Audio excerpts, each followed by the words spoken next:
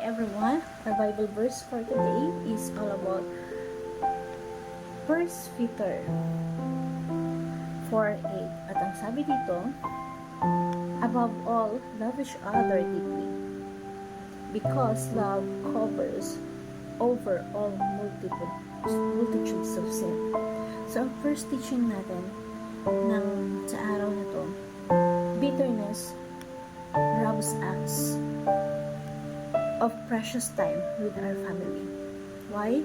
Kapag nagkaroon ka ng sama ng loob sa pamilya mo, applicable to sa member ng organization, sa church, ang nangyayari na nasasayang yung precious time na dapat kasama mo or kabanding mo yung family mo or yung loved ones mo.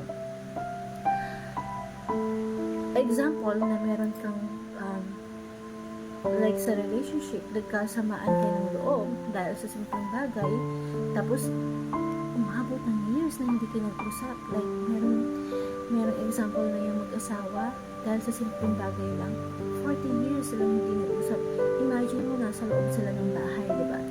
Kasama nila yung mga anak nila. Pero 40 years silang hindi nag-usap. Sayang yung precious moment with loved ones pag gano'n. Pangalawa, Christ's love and forgiveness restore our relationship. So, kaya sinasabi nito, yung verse na to, na yung love, it covers multitudes of sin.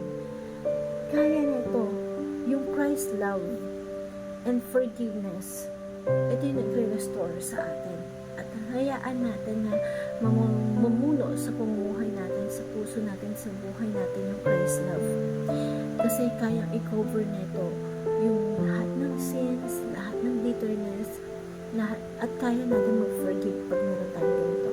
At pangatlo, love and open communication overcome multitudes of sin. Walang bagay na hindi nasusolusyonan ng mabuting pag-uusap. Kaya napaka-powerful na pagka meron tayong samahan ng loob, meron tayong communication sa isa't isa, kasi it covers multitudes of sin. Napapawi nito lahat ng sama ng loob, napakover nito lahat ng bitterness na meron tayo. Kaya itong verse na to, napaka-importante nito sa atin, and it reminds us yung deep wounds, kaya i-cover yun ng deep love natin sa mga taong mahal natin sa buhay. Hope you learn. Thank you everyone, and God bless.